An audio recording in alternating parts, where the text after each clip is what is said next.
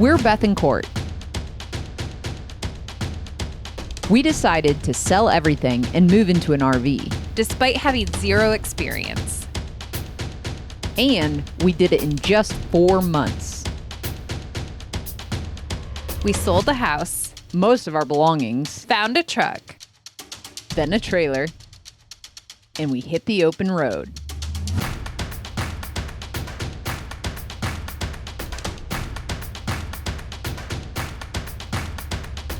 we tried tons of new things.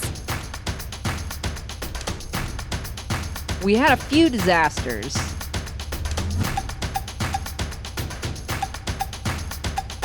But a year in, and we wouldn't trade this experience for anything. We want to show the world that ordinary people can do extraordinary things.